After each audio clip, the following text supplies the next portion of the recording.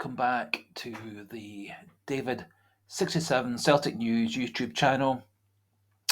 for Friday the 18th of August. Going to do a little bit of update on various transfer and loan deals in and out, and also a couple of other associated news stories that are updated. Please like and subscribe if you can. Please add any comments, preferably positive or constructive, in the comment section. Always helpful to get some feedback on how people feel things are going, if there's anything you would like covered or not covered. Also very useful as I try to boost the ratings, boost the positives for this new YouTube channel. Trying to create a slightly alternative Celtic fan site, and as things go on over the next few weeks and months, hoping to start to incorporate a wee bit more of Celtic from the start of the 70s onwards, which is the period from which I've been supporting Celtic. So please like and subscribe, please add any comments, and also remember, in the community section of the channel, there is a daily trivia quiz question, which is just for fun at this point, and also a few videos of players that Celtic have been scouting and inquiring about, and also a few videos relating to the women's team who started the season so well last Sunday. So, good news to start with. Stephen Welsh, our 23-year-old utility defender, has signed a 4-year deal, taking him up to 2027. I think it's very important, given that he is now back in first team squad plans. Now that Brendan Rodgers is back, I think it's important that he has signed up for 4 years. This is always helpful in terms of fulfilling UEFA's coefficients and criteria for players who are Scottish and Scottish trained,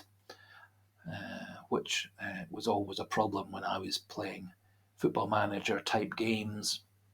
And also having a player like Welsh, who is talented but also happy to be a backup and squad player, also is very useful, as he proved at the weekend when he debutised for the injured Cameron Carter-Vickers, I thought, very well. Other good news is that Bozen Lawal, our young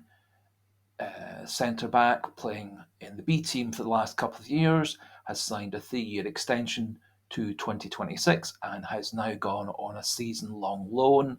to Fleetwood Town in England, who of course are managed by our ex-great player Scott Brown, and also he will have Adam Montgomery there as a teammate for the next year, as he is also there on loan.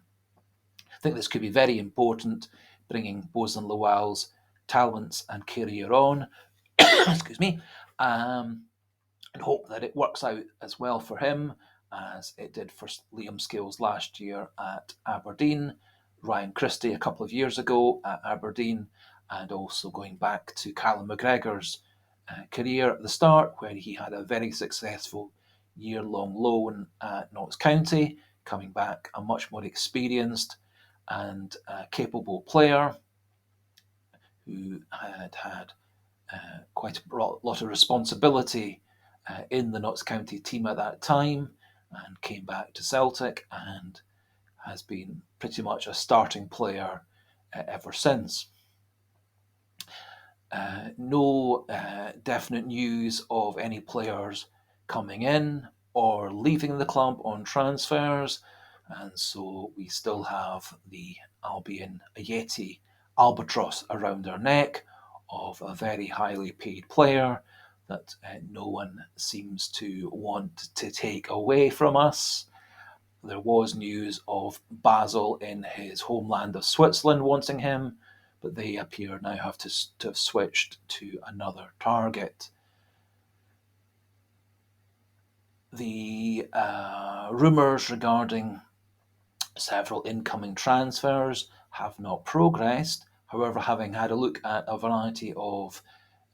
internet transfer sites and club sites over the last hour or so, such as Nantes and Leeds and Wolverhampton Wanderers and a few others, it was interesting reading Eddie Howe of Newcastle's comments that he wasn't aware of any interest of Celtic in Ryan Fraser. Leeds appear to have gone cold on signing Ryan Fraser also, and given Ryan Fraser's very high wage demands of anything between 40 and 60,000 pounds a week, which is what Newcastle are currently paying him, it would be unlikely that that he would fit into Celtic's wage structure, and so he's more likely to go to a lower English Premier League club or one of the recently relegated Premier League clubs trying to get back out the English Championship, or may well have to go off to Europe. I don't feel, given Ryan Fraser's talents and his age, now approaching late 20s, and that we have quite a number of younger players covering his positions,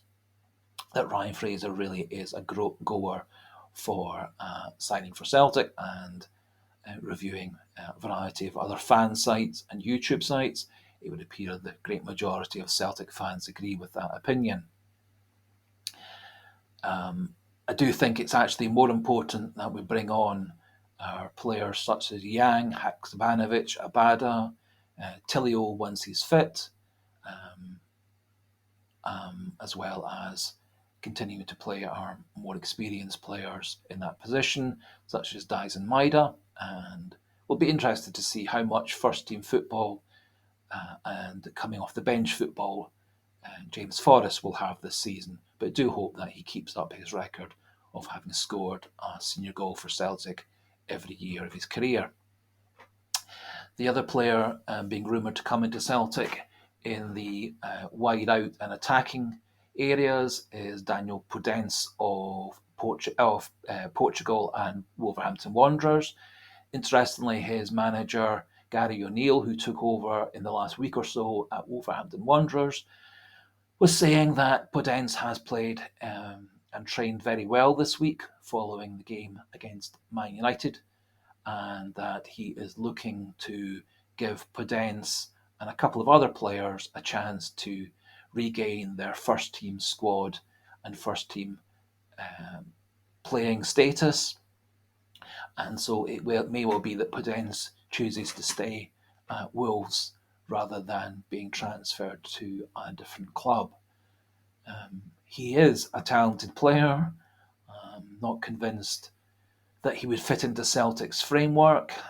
especially as we have younger players in that sort of position. And I also feel personally that he's a little bit lightweight and may not stand up to the rigours of Scottish football, and may well not flourish quite so well in the tight spaces and 9 men behind the ball that Celtic often face in Scotland. I would personally expect that Podence will stay at Wolves or may well be transferred to another Premier League club or to a large European club who can afford his £60,000 a week plus wages. The other interesting news that I picked up is that there have been very positive comments from two of our ex-players, Moussa Dembele and Carl Starfelt, both thanking Celtic as a club and us fans for the support that we've given them over the last few years. And Dembele, who just made his debut in the Saudi Premier League, was saying he was so happy to see a number of Celtic fans in the ground supporting him in his debut, and he feels that wherever he goes in the world, He is supported by Celtic fans, and he very much thanked us for having made his time so happy at Celtic and to carrying on supporting him at his new club. I think this shows just what a great club and great set of fans we are, in that many ex-players continue to be very positive about the club and especially about the fans. The other player that Celtic are said to be very interested in at the moment is the very talented young French under 21 fullback Quentin Merlin, playing at Nantes. He has played over 60 games in the first team in the top league in France, and is, according to several expert sites and expert analysis, is thought to be one of the players to watch in 23-24, progressing to being a great player. I had a look at the FC Nantes transfer site and web and club page, and it would appear that Nantes are looking at a couple of forwards and a couple of midfielders, all of whom are around the £8 million mark, to bring in to strengthen their team. And it is acknowledged that Celtic have scouted Merlin on many occasions and have registered some early interest with Nantes, and were quoted a price of around £7 to £8 million to secure Merlin's signature. I think the regular Champions League football that he would have coming to Celtic would be a great carrot to get him to come to Celtic. And having had a look at him on scouting sites and a series of highlight reels and scouting videos via YouTube, I think Merlin is a tremendous player who would be a massive upgrade on what we have already. And I think he would be a Kieran Tierney or Andy Robertson style player, very good at both in defence and in attack. And there's also a very interesting goal of him scoring last year against Paris Saint-Germain, an excellent left foot drive from the edge of the box into the top right hand corner. I would recommend having a look at that video, and also there are some other videos of him in my video section of the community channel. Also, on the topic of left backs, it would appear that Kieran Tierney is back in Mikel Arteta's good books at Arsenal, and Arteta sees Tierney very much as part of his first team squad. And although it would appear Newcastle remain very interested in signing him for around £30 million. I, however, do see Kieran Tierney coming back to Celtic, probably in about 5 years' time, to finish off his career at Celtic, but do not see him coming back to Celtic in the near future, other than if he's playing for Arsenal or Newcastle or another top European club.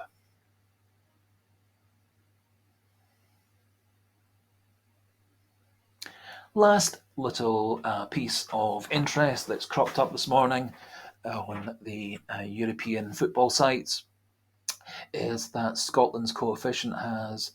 improved quite significantly with the progress of Scotland's 3 teams this week in the qualifiers matches. We now will have 3 teams into the group stages, and Hearts and Hibs have one more win to get into the Conference League group stages. Don't ordinarily support teams other than Celtic or Liverpool, but the progress of these 3 Scottish sides very much does help Celtic. Assuming that we win the league this season, we will be straight into the revised Champions League structure, but in the seasons after that, it will be dependent on how well we and the Scottish other clubs do this year and next. And so, for a change, having some Scottish teams qualifying through the qualifier stages is very useful and is boosting Celtic's coefficient. On a similar topic, Celtic is likely to be in pot 4 for the upcoming Champions League draw, but there is a prospect of us moving into pot 3 if a few of the results in the final 6 qualifiers go in Celtic's favour. Theoretically, being in pot 3 would give us a slightly easier draw, although to qualify for the Champions League nowadays, no matter which country you're coming from, you are a powerful side. It will be interesting just to see that with a few results, it could boost both Scotland's coefficient and Celtic's own coefficient as a team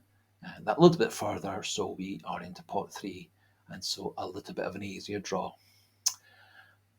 Thank you for listening and watching today. I'm planning to do a brief preview video later in the day of the Celtic Kilmarnock game on Sunday. Please, again, as I say, could you like and subscribe if you are enjoying the content of these YouTube videos. Remember also to have a look at the community section. There are a series of questions, around about half a dozen now or so, plus a few videos of players I've been talking about, and also of the women's team as well. So thank you for listening today, and speak again later.